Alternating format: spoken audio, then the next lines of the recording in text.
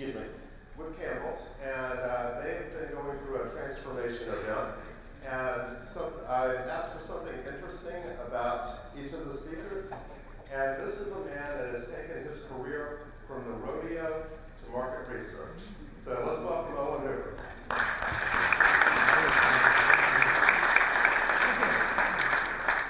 Good morning, and thank you, Greg. I'll talk about rodeos later. I'm pleased to have an opportunity to re-engage in this venue. I mean, this is a really cool thing. Last year we had, about 400 people in Philadelphia last year, and we're pushing 650 this year, which shows that there's a big interest in this area. So, once again, Lenny and his team have put together what I think is a really awesome agenda, interesting and pretty important topics. And I'm really looking forward to, over the next 3 days, kind of engaging with these people and with all of you, and with new ways of looking at and doing the kind of work that we do. So, see if I can get this to work. Is this second? There we go. So, last year, Chuck Villa gave you an introduction to our company, Campbell Soup. And he outlined how we're thinking about digital fitness within our organization. I mean, we are an organization that's 100+ years old, and we are now in the second decade of the 21st century, and so we had some updating that we needed to do. And we've been working on this for a while, and Chuck kind of outlined some of that last year. At the center of this transformation, however, is how we develop insights that will better position us to understand and engage with consumers, okay, who have changed a lot in an extraordinarily competitive marketplace. So what I'd like to do this morning is to give you kind of a sense of some of the peaks and valleys that we've gone through as we've been on this journey, our learning along the way, and maybe some of the lessons that we've learned along the way. So, the question we asked ourselves was, how do we engage with consumers in a meaningful and relevant way? So this isn't a new question. We all ask this question all the time. But what we discovered is that some of those old answers just weren't working as well anymore, right? I mean, just think about it. If I sent you a survey that would take 30 or maybe even 40 minutes to answer, and you had to sit down on the laptop or something like that to do it, I mean, I wouldn't do that, would you? And you know what? If you did do it, I'm not sure I'd trust your answers to reflect your behavior. I mean, that's the world we live in. So, what we need to do, what we challenged ourselves to do, is change the way we think about this and move forward in a little bit different way. So, if you look at this picture, okay, not to belabor this, but if this is our current environment, in that kind of a setting, with those kind of people, we need to understand how to engage with people across a variety of screens just on the communication side of the work that we do. That's a big challenge. And we have to do that all at the same time. So, if you're like a typical household in the United States now, and your TV is on, 18% of you will have some sort of a mobile device with you at all times. I got there. You've got 56% of you will be using a computer at the same time. 37% will be texting friends or family or something like that. And overall, more than 3/4 of the time, we're engaged with multiple kinds of digital platforms. So, as you look at this picture, I'd like you to ask yourself two really big questions. The first is, how do we connect in a meaningful and relevant way with consumers so that when they find themselves in needing a simple meal solution, they'll think of Campbell Soup as the way to do that. And the second big question that I'd like you to ask yourself is, why is that guy looking at animals from the Muppets on his computer? Doesn't he seem a little old for that? I mean, he did to me when I saw this picture. But last year we said, this is about being wired for digital. And yeah, that's true. But there's actually more to it than that. It's actually being wired for understanding how people actually live. So this took us in a little bit different direction, and we said, well, let me show you a picture here. Let's take kind of a reality check. When you think of a traditional family household, how many of you have a picture like this in mind? You know, with mom and dad, a couple of kids, a dog who just walked across the screen, probably Caucasian, living in the suburbs in any city, in anywhere in the United States. So raise your hand. How many people thought of that? Come on. Few of you did. Okay, only a few people are opposite. But in fact, let's say that a lot of people in positions like ours and companies like the company where I work, that is the image that we had, if we're honest. I mean, how many times do you look at an ad and you say, you've got to have the family sitting around the table with a bite and smile? That is what we have done. And, you know, honestly, we built a mass marketing culture on that platform, and that should work out pretty well for quite a while. That was a good place to be, but I would challenge us to say that our mental image needs a little bit of updating. So, if we look at the way households are now, let me just give you some facts to consider. Households are getting smaller. In fact, over the last 20 years, we've lost one person per household.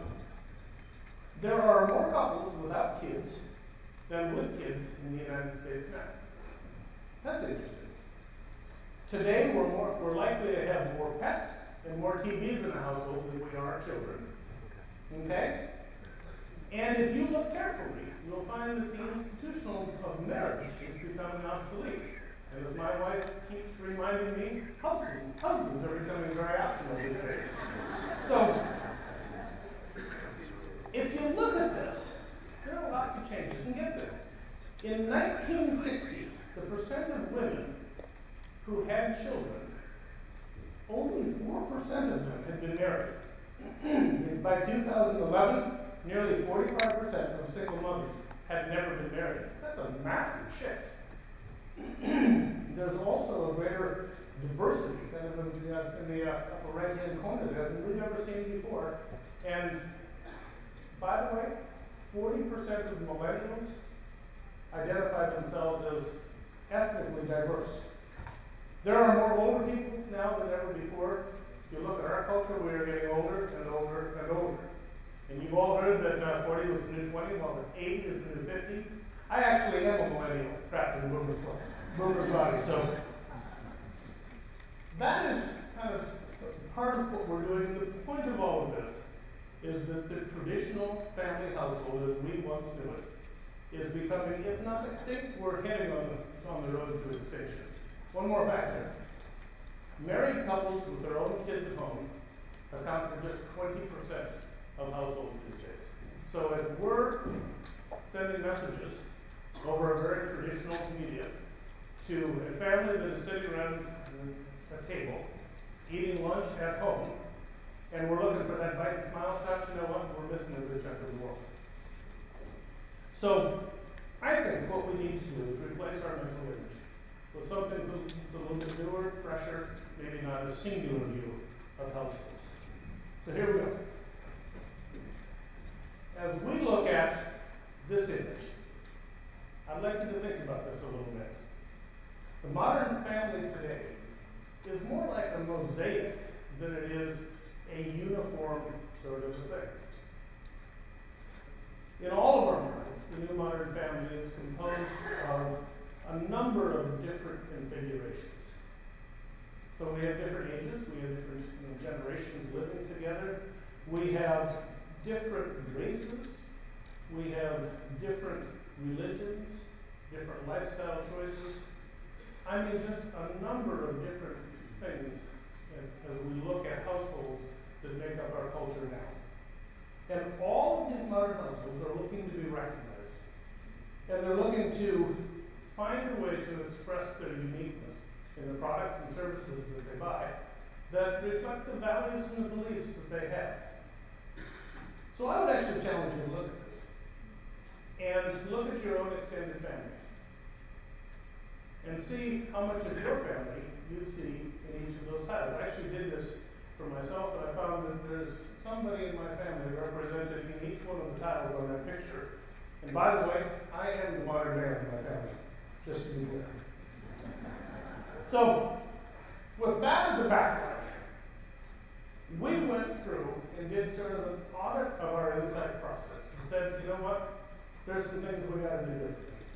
So last year we decided to get digitally fit. That was a really good start. And over the past few years we've been working to understand better kind of how key drivers that help shape how people think, how they live, how they react, and how they interact with each other. And that's a really valuable thing to do. But you know what? There's another thing we needed to do. We needed to be open to doing the insight work that we do differently. And that's a big challenge. We had to change the way we thought about the kind of work that we did. So we looked at reinventing some key areas that we valued, but that were just getting kind of dusty and out of date. We changed the way we engage to do research with consumers. Okay? That's a big thing to change in a culture like ours. And we set some pretty aggressive goals. And we wanted to move faster. We wanted to have shorter, more interactive kinds of methodologies, things that were more nimble for us to do, that will help us to engage with consumers in a really more relevant way. And we set some really aggressive goals. Specifically, we said we want to implement new ways to obtain insights that are faster, more actionable, more cost-effective, and more engaging. And second, we really got nervous when we put this on our objectives last year. We wanted to target 50% of our spend, 50% of our spend to deliver insights within 72 hours at the same or lower cost.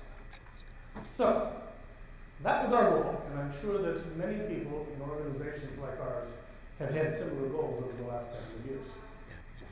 How did we do this? Well, we took a broad swath of organizations that we wanted to engage with. And next we went on sort of a speed dating adventure. Lenny and the team at Gen 2 Advisors did a super job of kind of guiding us through this journey, and they, for the most part, kept us sane in what was just an exhilarating and exhaustive process within our organization. But we learned a lot in doing this, and we were looking for organizations that will help us to engage in the way that we want to engage. And third, we're now going through a process of kind of narrowing this down and deciding on some pilots that we want to execute. And the other thing that we've learned is that this is a really, really important process to continually do. You've got to update this all the time if we want to stay fresh and current with what's going on in this industry. And honestly, I think that's a challenge for our industry overall. So we were looking for people who could provide us with some really good solutions for our needs. So let's look at how we did. There were 6 types of activities that we looked at, covering everything from idea generation to communication to product evaluation to marketing effectiveness. And overall, over the last year, in many of these sorts of projects, we reduced the time from weeks or sometimes months into a couple of days. Well, that was pretty impressive. But not only that, we saved a lot of money in doing that on each one of those projects. Now, importantly, we didn't just take that money and drop it to the bottom line of our organization. That actually freed up cash that we could use to go out and do even more. So we have become far more productive in the work that we've done. And really importantly, as we look through this, we don't think that we've compromised the quality of any of the learning that we've done. So this has been, an exciting year for us. We've taken some chances and taken some risks, and it's been a pretty neat journey. So, if you boil it all down, here's what we've been doing for the past year. We've gotten digitally fit. Campbell's is actually much better at this than we have ever been in the past. We're always looking to improve our engagement with consumers in a meaningful and relevant way. I mean, we make products that we really want them to engage with, and we have communication that we really want them to engage with. And we are actually finding that technology is a great enabler for this kind of process, and we're looking for a number of you in the audience to help us do this even better than we've done in the past. We're spending an increasing amount of time at Campbell's kind of anticipating and thinking about what the future is going to be like in our industry and how we do the work that we do. And we've started to look out even farther, 10 to 15 years into the future, even though we're living in the moment, to try and understand how can we continually be at the forefront of the work that we're trying to do, and as we make better decisions and to prepare for our future. I've already said that our teams are constantly experimenting and changing the way we do the insight work that we do, and that's really important. And I imagine that many of you are doing the same thing. We want to continue doing that and do it even faster and even more than we have in the past. And we're looking for new solutions. So if you're a provider of insights, we would like you to come to us with new solutions, with solutions that will actually help us understand how we connect with people better so that the products and services that we make can do a better job of fitting into how they live their lives today. So there's an update on what we've done over the last while, and do we have time for any questions? Or okay. Yeah. How do you do 48 hours, 72 hours? That would help. Thank you. So to get the 48 hours to 72-hour timeline, how do you allocate analysis or resource time to make sure that that happens? Like, who is doing it? Is it the supplier? Is it internal? How does that get managed? Yeah, so it's a mix of internal and external, and we've leveraged a lot of contemporary research in a different kind of a way to do this. So we have leaned hard into a couple of supplier partners that we've found that will allow us to do things in a much more streamlined way than we have ever done in the past. And I really think that the age of kind of pushing, I used to be proud of writing, getting a survey down to 40 minutes. Can you imagine that, 40 minutes?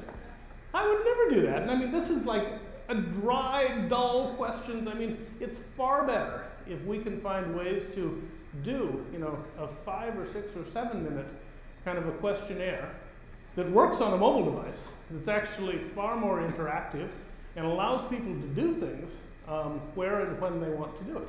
So we leveraged a lot of that kind of technology. And surprisingly, it actually produces better answers in a much faster period of time. You lean heavily into the ability to automate some of those responses. And yeah, we go back and dig deeper, sure, but the first results are usually pretty telling. I think we have time for one more. Okay. Going once? Yep. Oh. Yeah.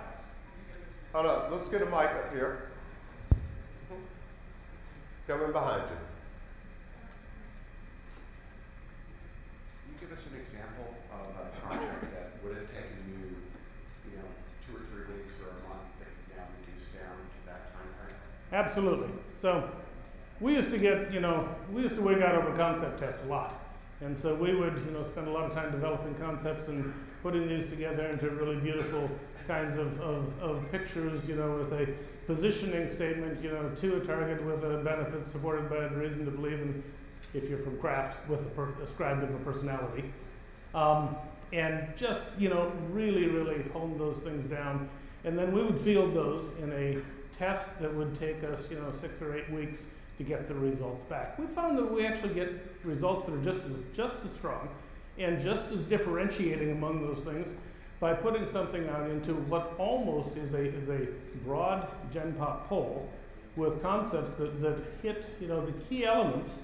Maybe not quite as strong with positioning, we can refine that later, but as a screening device, doing that in over a weekend works just as well, and actually maybe even better than doing it over a long, involved 8-week test. I mean, we've done very similar sorts of things with copy tests to screen down ideas, you know, very quickly and say, do we want to go left or right on this thing? Okay? All right, Olin? Okay. Thank you very Yep. much. Thank you.